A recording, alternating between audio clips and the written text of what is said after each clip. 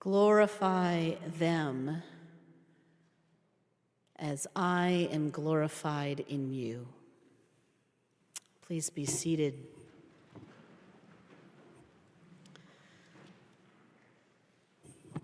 I spent some time yesterday with my father. My father is 88. He is currently spending most of the year with one of my sisters north of Seattle. My father was a professor of geology, and my sister, who has been caring for her mother, who died last year, and my father, whose health is diminishing, asked me when we said we were going to come up, could you please submit a paper for him? And I thought, I come from the academic world. Submitting a paper is not something you just do casually, but sure, I'll help out submitting this paper. So I sat with my dad, and we wrestled through Cambridge Online's identification system, where you have to log in and you have to go back and forth from email and this and that to get, it's difficult when you're 88 and your thumb keeps touching the touchpad when it shouldn't and gets you out of the screen that you're editing, and all of a sudden you're no longer typing your password into it, or you accidentally hit the caps lock because your finger slides a little bit too high on that shift button, and suddenly the caps lock is on and your password is all wrong. And finally I was like, here, use a different keyboard, Dad, and I'll just start typing as well. So we went through this process of submitting this paper. Now, my dad has been a scholar for decades, and his research area is very obscure. It's clay mineralogy, and it has something to do with the Salton Sea thermal area, which isn't actually just the Salton Sea, and something about chemical pressurized rock and temperature. I have no idea at all. I am looking at these, I have absolutely no idea what any of the facts and figures in this paper mean. But what I notice is the recommended submission length is 6,000 words, and my father's paper is 18,000 words. But the truth is that my father is dying. He will die in the next few years. I think I am sure of it. My sister sees it. And this is the last thing that he wants to do. It's actually not one paper. He has 2 papers that are 18,000 words long. But he wants them to be submitted because this is the work that he has been given to do. It's the work that gave him joy. This is my father who lived in the Dead Sea and hiked in the remote wilds of Alaska and had encounters with bears. This is my father who studied hydrogeology in this remote part of the United States, the Upper Peninsula of Michigan, a part of the United States that often gets left off of maps because people forget that there is a UP. This is the work that matters to him. It's the thing that he has been given to do. And I couldn't help thinking of him, and that I'm not entirely convinced we're going to be able to do the work that he's been given to do. And the fact that he's dying, and Jesus' words as he goes to his death. Father, I have done what it is that you have given me to do. Not everything. Jesus didn't do everything. Jesus' ministry in the Gospel of John was 3 years, and in the Gospel of John, 25% of that gospel is about the conversation that happened on the night before he died. And this prayer comes at the end of that conversation. When Jesus says, I have been glorified in you, and you are glorified in me, and they are glorified in us, they being the disciples who have no idea what's about to happen in this conversation and are horrified and traumatized by what happens next, which is the crucifixion of their friend in a horrible and insulting manner. They are left alone by Jesus, and 3 days he comes back to them, and they think, and now finally, Israel, in the way that we imagined it, will come to be. And they say to him, is this now the time that Israel will rise up and become a nation free from Roman oppression, the nation that we have been called to be? And Jesus says, it is not for you to know the time nor the place. And then he leaves them again. He leaves them again. And at this moment, I suspect that Jesus' disciples do not recall at all the prayer that we just heard.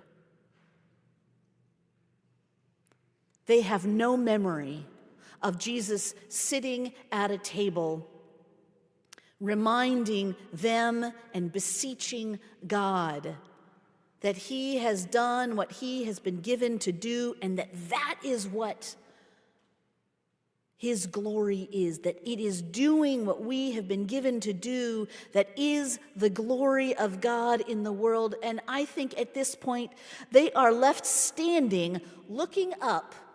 And so many of the paintings that I looked at to put on our slide today show this crowd of people looking up and just feet hanging in the sky. Just the feet of Jesus disappearing. And when this group of people, and they list the disciples and then some of the women, and at least Mary gets named,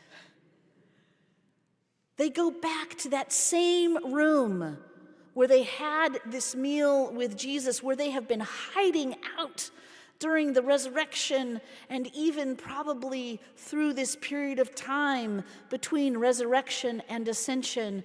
And they go back to that room probably still afraid, probably still wondering, wait a minute, he died and he came back and he left again. What is it that we are given to do? What is it that is the glory of God? Theologians like to pinpoint what the glory of God is. And if you're a good Lutheran and you follow Luther, the glory of God is the cross. With all due respect to Luther, in the Creed, what we say is that Jesus is born, he's incarnated, he died, he rose again on the third day, and then ascended into heaven. In the Gospel of John, the glory of God includes God being present with us in the flesh. It includes that flesh being crucified. It includes that flesh rising again, and it includes that flesh, in the language of John, returning to the Father, right? Returning to the Father, where Jesus will have the same glory that Jesus had before the world was created. Did you catch that in the prayer? Glorify me in the way that I was glorified before the world existed. The Gospel of John is a cosmic gospel. When it begins, in the beginning was the Word, and the Word was God, and the Word was with God, it is an echo of in the beginning, God created. God breathed, spoke the world into existence. And with God breathing that world into existence was the Christ and was the Spirit. For John, the glorification of God is all of creation doing what it has been given to do.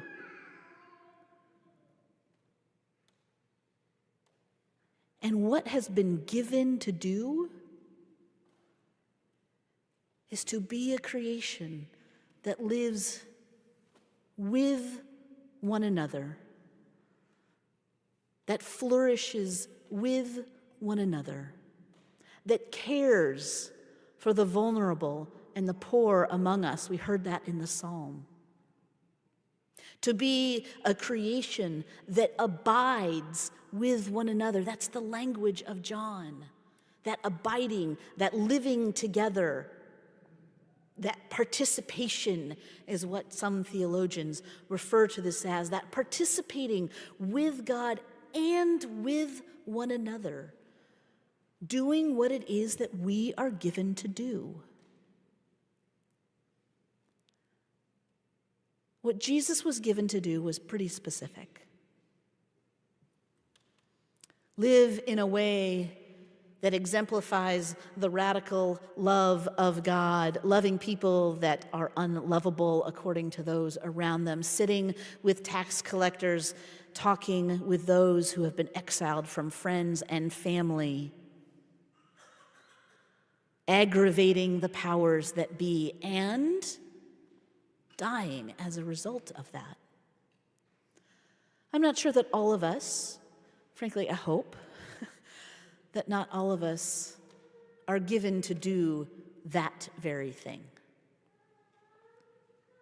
But we are given to do that which each and every one of us is created to do, to love one another in compassion and kindness, and each of us are going to do it in different ways.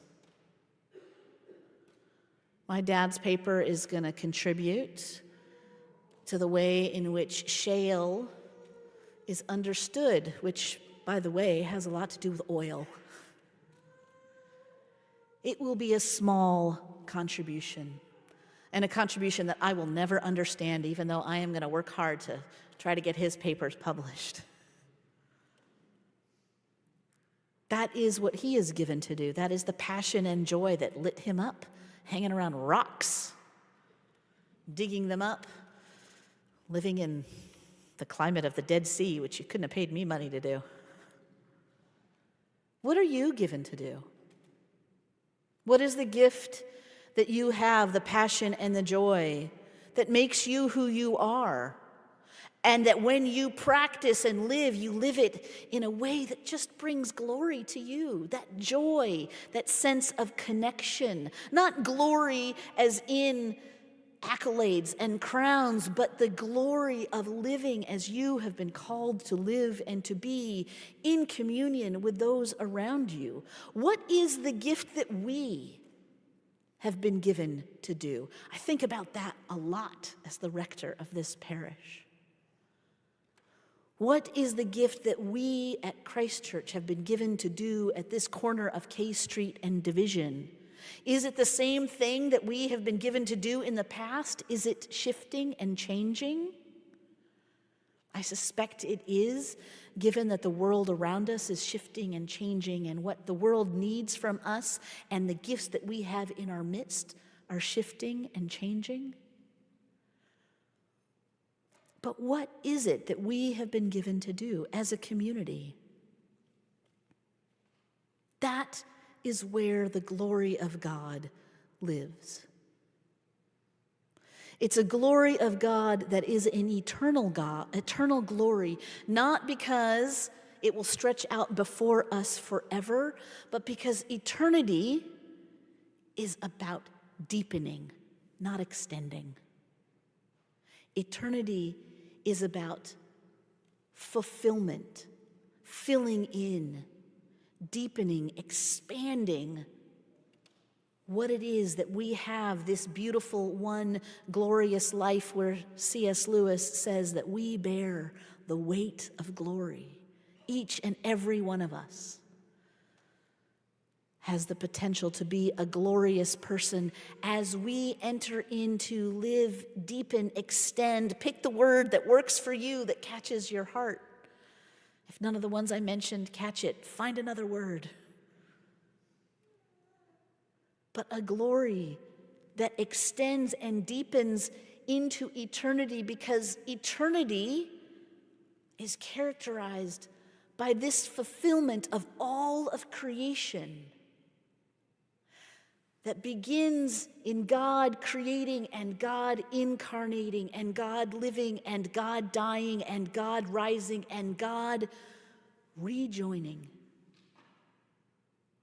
the dwelling of God that we are all called to live in, that mansion of many rooms, so many metaphors that John spills out over and over and over again, to remind us that it is our calling, and when I say our, all of creation's calling, to live together in a flourishing and abundant and glorious world where we do what it is that we are given to do, to the extent that we are able to do it for the time that we have been given to do it, knowing that we abide in God and God abides in us, and that abiding is eternal. Amen.